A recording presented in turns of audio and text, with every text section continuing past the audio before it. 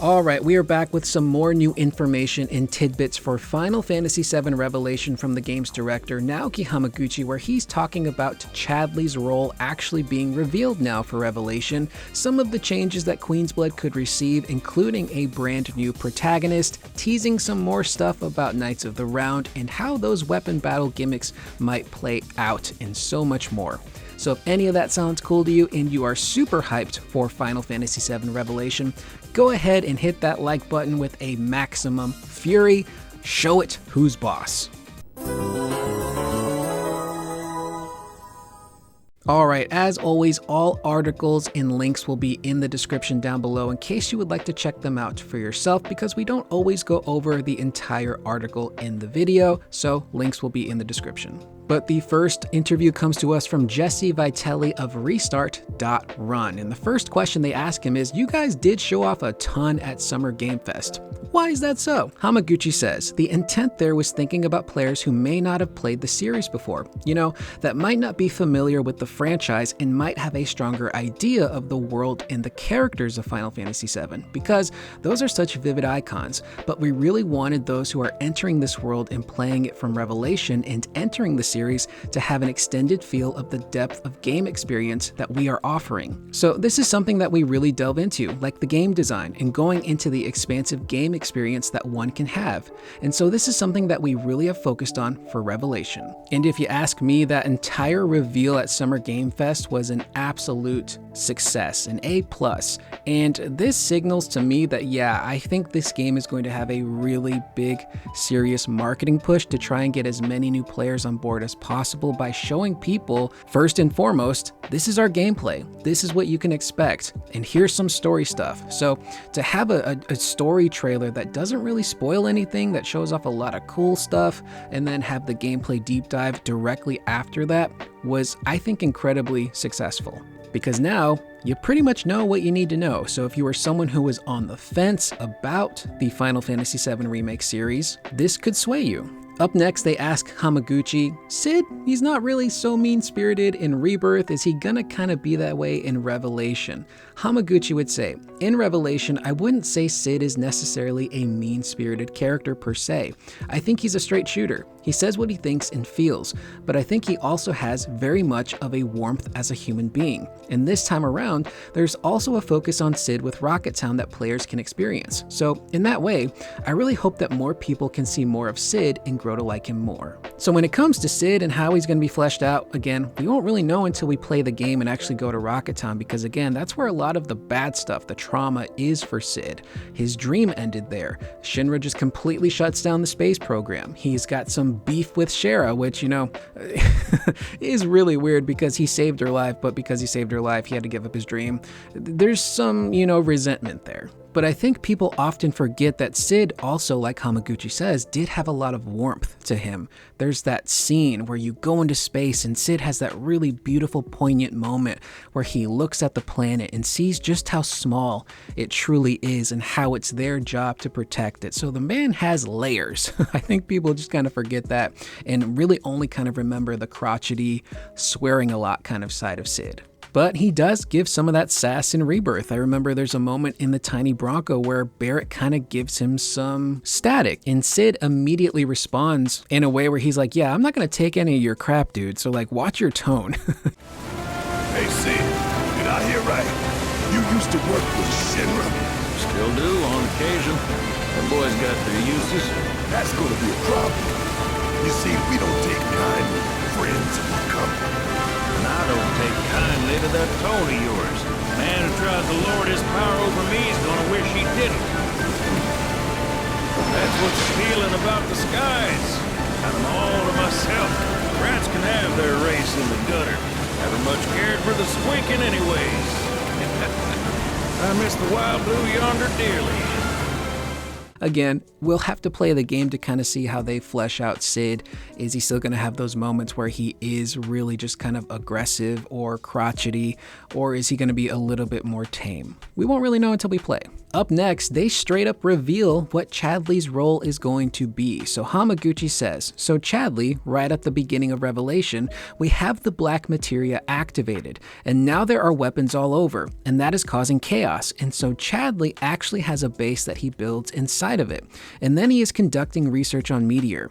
He does have a very important part that's related to the main story. So here I think there might be a bit of a mistranslation or just a typo, because Hamaguchi was asked the same question in an interview with Giant Bomb, and his response there says that Chadley has built a base within the Highwind where he is studying the black materia and the weapons. So there might be a bit of a typo here with this one. I just wanted to add that clarification there, but I'm very curious about this because at the end of Rebirth, Cloud has the black materia and he's hiding it from the party. But in Revelation, it's clearly activated because the meteor is coming. So is this a situation where the party accidentally finds out that Cloud has been hiding the black materia from them?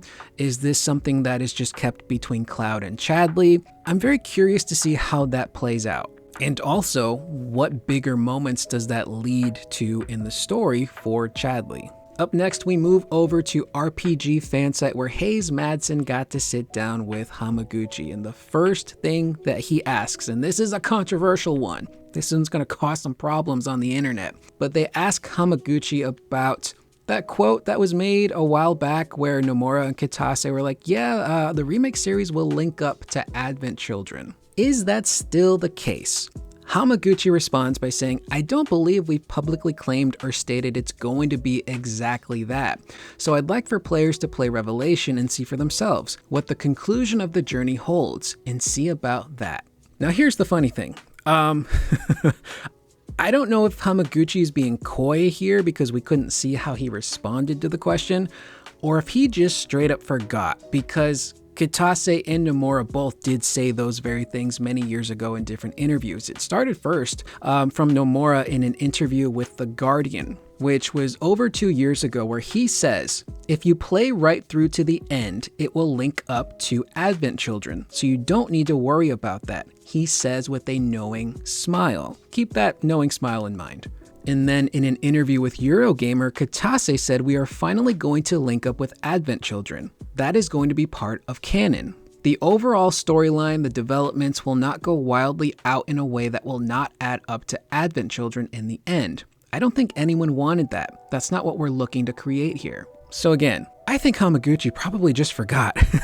This guy is doing hundreds, if not thousands, of interviews over the course of how many years in regard to this remake series. He's bound to forget something. But what I'll say here is that when these quotes came out, they very quickly got out of hand, and there were a number of fans and even some media outlets that were essentially playing a really bad game of telephone, where the quote went from, yeah, Advent Children will link up to the remake trilogy, it's going to be part of canon, to, oh yeah, no, the devs said that Advent Children is next. Yeah, the remake series is going to lead into Advent Children. That's what's coming afterwards.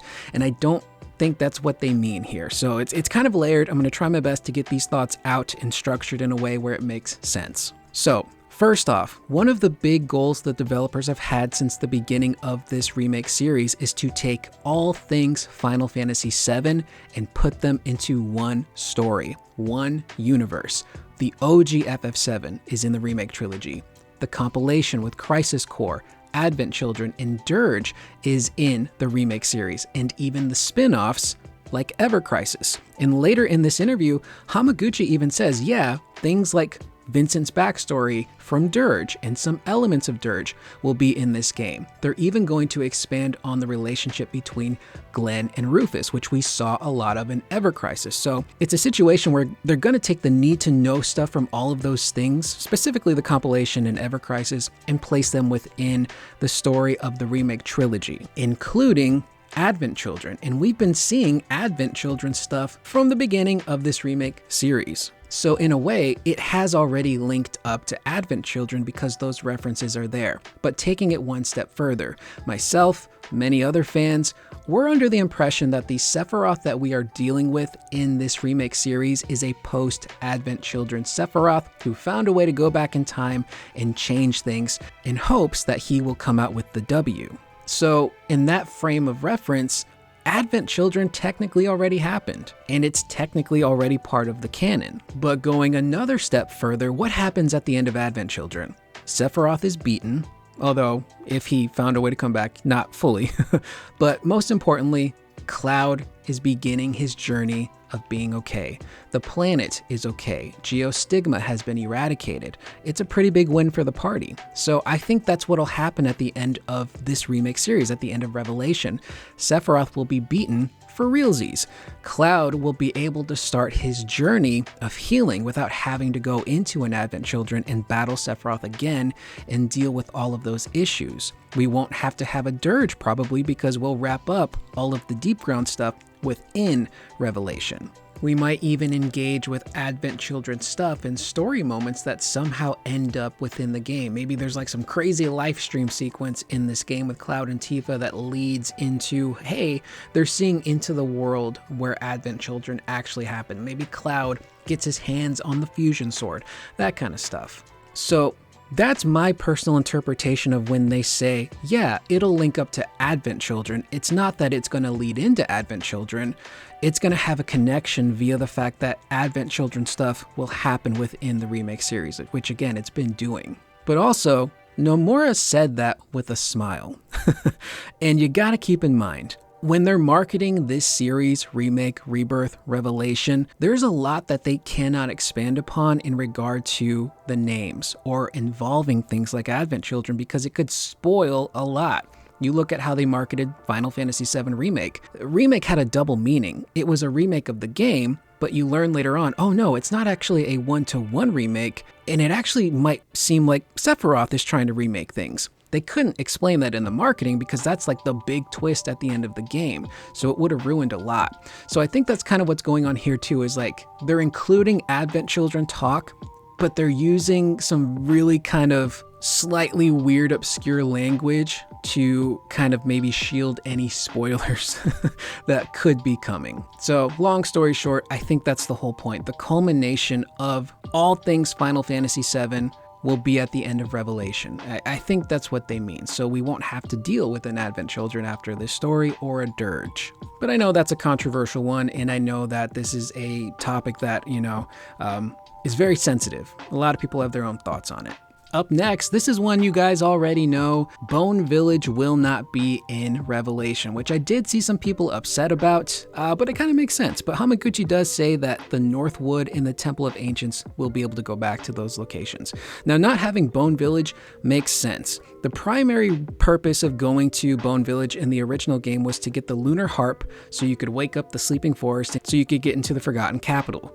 We already did that in Rebirth. We were in the Sleeping Forest, we made it to the capital, so you could get extra items in Bone Village, but in Revelation, I would assume there will be a bunch of rewards, items, weapons, gear, materia, all kinds of stuff strewn about the entire world. So if you have a bunch of those cool unlocks and rewards throughout your world, it kind of makes having an area dedicated to that stuff a bit redundant. So I know some people are bummed out, but if it's not truly, necessary to the story, then I understand why they would cut it. Up next, they ask Hamaguchi about the weapons and how we could do battles, specifically Ruby. And Hamaguchi said something pretty cool. He goes on to say, but I will say that players will be kind of engaging with the whole world map. That's going to be a part of the battle with Ruby weapon. Which sounds pretty gnarly, and it just kind of makes me wonder, how on earth are we going to be fighting Ruby then? Is this a battle where Ruby is maybe tunneling through the planet and we have to chase it down? Are there going to be its tentacles that kind of reach into different areas of the planet?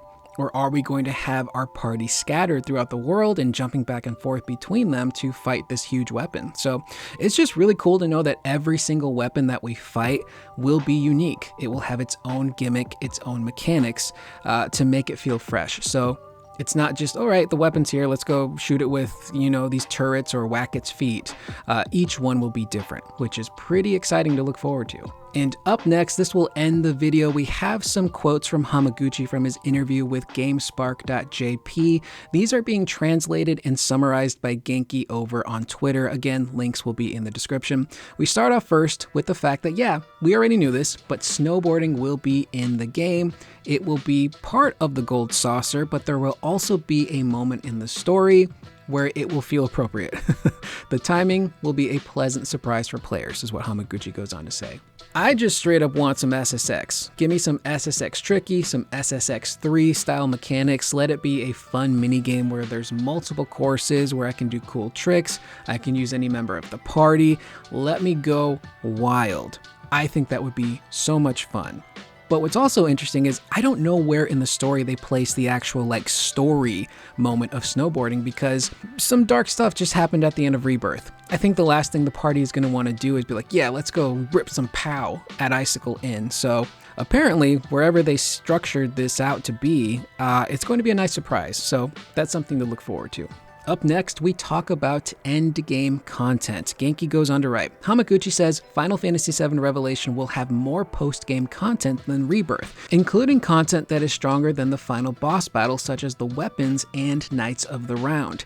He says there will also be a chapter select option, as you won't be able to experience everything in a single playthrough. Now, just to clear up some confusion here, it does say post-game content. However, Hamaguchi has used the term post-game content before, and so have other Japanese developers, and usually what they mean is end-game content. So I don't think this is a situation where you beat the game and then you can fight the weapons and get to Knights of the Round. I think it's side stuff that's gonna be there, but it'll probably become available towards the end of the game. Like, you're about to hit that point of no return, you might want to go do some side stuff and then go do the final battle. That's how I interpret it anyway.